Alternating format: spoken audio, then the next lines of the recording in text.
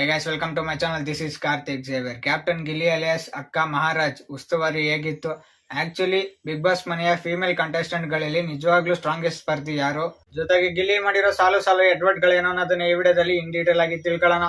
ವಿಡಿಯೋನ ಫುಲ್ ಆಗಿ ನೋಡಿ, ದೆನ್ ನಿಮ್ಗೆ ಏನ್ ಅನ್ಸುತ್ತೆ ಕಮೆಂಟ್ ಮಾಡ್ಬಿಟ್ಟು ತಿಳಿಸಿ.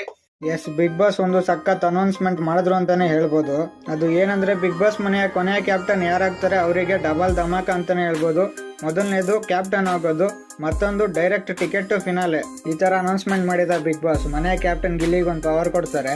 ಏನಂದ್ರೆ ಮನೆಯಲ್ಲಿ ಅತ್ಯಂತ ಲೂಸರ್ ಸ್ಪರ್ಧಿನ ಆಯ್ಕೆ ಮಾಡಬೇಕು. ಆ ವ್ಯಕ್ತಿ ನಿನ್ನೊಂದಿಗೆ ಈ ವಾರ ನೇರವಾಗಿ ಕ್ಯಾಪ್ಟನ್ಸಿ ಟಾಸ್ಕ್ಗೆ ಆಯ್ಕೆ ಆಗ್ತಾರೆ, ಜೊತೆಗೆ ನಿನ್ನೊಟ್ಟಿಗೆ ರಾಣಿಯಾಗಿ ಮನೆಯ ಉಸ್ತುವಾರಿ ಮಾಡ್ತಾರೆ ಅಂತ ಹೇಳ್ತಾರೆ. ಗಿಲ್ಲಿಗೆ ಈ ಮಾತನ್ನ ಕೇಳಿ ಬಿಗ್ ಬಾಸ್ ಇಂದ ಖುಷಿನೂ ಆಯ್ತು, ಜೊತೆಗೆ ಹೆವಿ ಕನ್ಫ್ಯೂಸ್ ಆದ ಅಂತಾನೂ ಹೇಳ್ಬೋದು. ಯಾರನ್ನ ಲೂಸರ್ ಆಗಿ ಆಯ್ಕೆ ಮಾಡೋದು, ಜೊತೆಗೆ ಉಸ್ತುವಾರಿಯಾಗಿ ರಾಣಿಯನ್ನಾಗಿ ಮಾಡ್ಕೊಂಡು ಜೊತೆಗೆ ಯಾರನ್ನ ಹಿಡ್ಕೊಳ್ಳೋದು ಅನ್ನೋದು ಕನ್ಫ್ಯೂಸ್ ಆಗ್ಬಿಡ್ತು ಅವನಿಗೆ. ಈ ಕನ್ಫ್ಯೂಷನ್ ಅಲ್ಲಿ ಗಿಲ್ಲಿ ಅಶ್ವಿನಿ ಅವ್ರನ್ನ ಆಯ್ಕೆ ಮಾಡ್ಬಿಡ್ತಾನೆ. ಗಿಲ್ಲಿ ಮಾಡಿದ ಈ ಎಡ್ವಟ್ಟು ಅಶ್ವಿನಿ ಅವ್ರಿಗೊಂಥರ ಜಾಕ್ಪಟ್ ಹೊಡಿತು ಅಂತಾನೆ ಹೇಳ್ಬೋದು.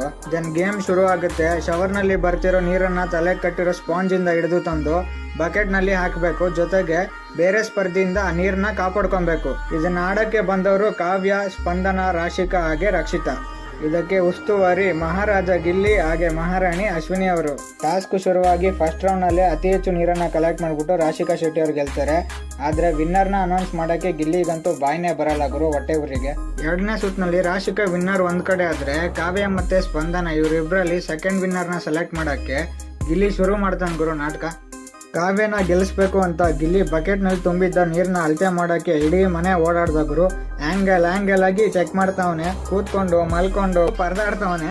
ಇವನ್ ಮಾಡ್ತಿರೋ ಫೇವರಿಸಮ್ ನಾಟಕಕ್ಕೆ ಇಡೀ ಮನೆ ಸ್ಪರ್ಧಿಗಳಿಗೆ ಸಖತ್ ಕೆಟ್ಟದಾಗಿ ಕಾಣಿಸ್ತಿತ್ತು ಅಂತಾನೆ ಹೇಳ್ಬೋದು. ನಿಜವಾಗ್ಲೂ ಹೇಳ್ಬೇಕಂದ್ರೆ ಫೀಮೇಲ್ ಕಂಟೆಸ್ಟೆಂಟ್ ಗಳಲ್ಲಿ ಸಖತ್ ಸ್ಟ್ರಾಂಗ್ ಆಗಿ ಆಡ್ತಾ ಇರೋದು ಸ್ಟಾರ್ಟಿಂಗ್ ಇಂದ ರಾಶಿಕಾ ಶೆಟ್ಟಿ ಮಾತ್ರ. ಏನ್ ಟಾಸ್ಕ್ ಅಲ್ಲೂ ಬಿಟ್ಕೊಡಲ್ಲ, ಬೇರೆ ಆಕ್ಟಿವಿಟಿಗಳಲ್ಲೂ ಬಿಟ್ಕೊಡಲ್ಲ, ಸಖತ್ ಸ್ಟ್ರಾಂಗ್ ಆಗಿ ಆಡ್ತಾರೆ. ಇವ್ರು ಡಿಸರ್ವ್ ಇದಾರೆ ಅಂತಾನೆ ಹೇಳ್ಬೋದು ಫೀಮೇಲ್ ಕಂಟೆಸ್ಟೆಂಟ್ ಗಳಲ್ಲಿ. ಅಷ್ಟು ಕ್ಲಿಯರ್ ಆಗಿ ಕಾಣಿಸ್ತಾ ಇದೆ. ಸ್ಪಂದನ ಬಕೆಟ್ ಅಲ್ಲಿ ಒಂಚೂರು ಜಾಸ್ತಿನೇ ಇದೆ ಕಾವ್ಯ ಬಕೆಟ್ ಗಿಂತ. ಸರಿಯಾಗಿ ನೋಡಿದ್ರೆ ಗಿಲ್ಲಿಗೋಸ್ಕರ ಕಾವ್ಯ ಇದುವರೆಗೂ ಏನೂ ಮಾಡಿಲ್ಲ. ಈ ಮಂಗನೆ ಕಾವು ಅಂತ ಎಲ್ಲಾ ಮಾಡ್ಕೊಂಡು ಅವಳಿಗೋಸ್ಕರ ಸ್ಯಾಕ್ರಿಫೈಸ್, ಇವನ್ ಕೊಟ್ಟಿರೋ ಎಲ್ಲಾ ಪವರ್ನ ಇವನೇ ಹಾಳು ಮಾಡ್ಕೊಂತವನೆ. ಗೆದ್ರೆ ಗಿಲ್ಲಿ ಸರಿಯಾಗಿ ಆಡ್ಬಿಟ್ಟು ಸರಿಯಾಗಿ ಗೆದ್ದು ಫೇವರಿಸಮ್ ಮಾಡದೆ ನೆಟ್ಟ ಗಾಡಿ ಗೆದ್ಬಿಟ್ಟು ಬಾ, ಜನಕ್ಕೂ ಅದೇ ಇಷ್ಟ. ನೀನ್ ಮೋಸ ಮಾಡ್ಕೊಂಡೆಲ್ಲ ಬರೋದು ಜನಕ್ಕೂ ಇಷ್ಟ ಆಗಲ್ಲ, ಸರಿಯಾಗಿ ಆಡು ಅಂತ ಎಲ್ಲರದು ಪ್ರಾರ್ಥನೆ.